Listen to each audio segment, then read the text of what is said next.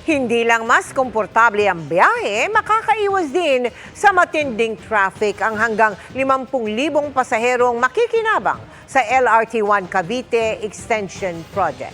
Ang good news, magagamit na ang Phase 1 niyan bago matapos ang taon. Nakatutok si Joseph Morong.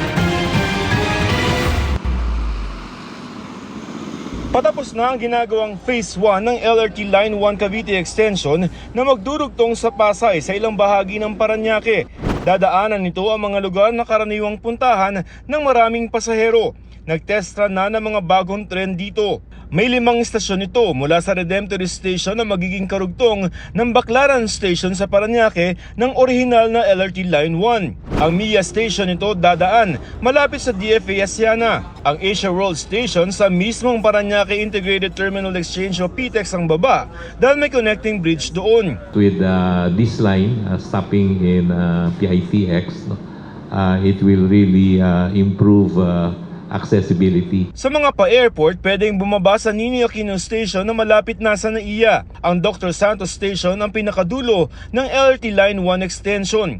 Para sa mga taga Cavite, sa taong 2031 pa, matatapos ang Phase 2 at 3 ng proyekto. We'll be able to put together Region 4, particularly Cavite, all the way to Metro Manila. Ayon sa Light Rail Manila Corporation ng LRMC, ang pribadong kumpanya nagpapatakbo nito, tinatayang 40,000 hanggang 50,000 ng mga pasahero ang masaserbisyohan ng extension.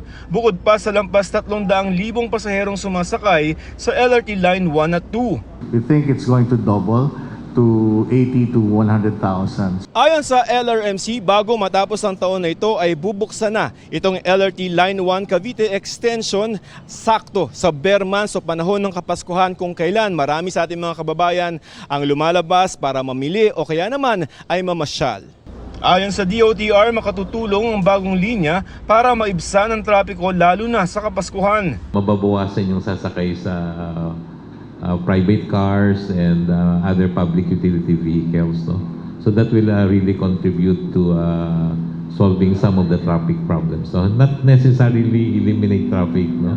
But it will contribute to easing the traffic in this area.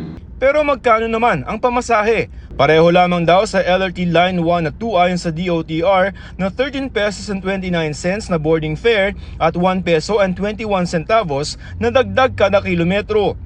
Ang dulo-dulong pamasahe mula sa Baclaran hanggang Dr. Santos ay 25 pesos at 45 pesos naman mula sa FPJ Station o dating Roosevelt Station sa Quezon City hanggang Dr. Santos sa Parañaque. Mas mura po ito sa ating mga jeepneys and mga buses. Para sa mga taga Quezon City na nakaabang sa ginagawang MRT7 station, ayon kay Bautista, bago matapos ang taong 2025 ay gagana na ang 12 sa 14 itong stasyon mula North Avenue hanggang sa Lagro.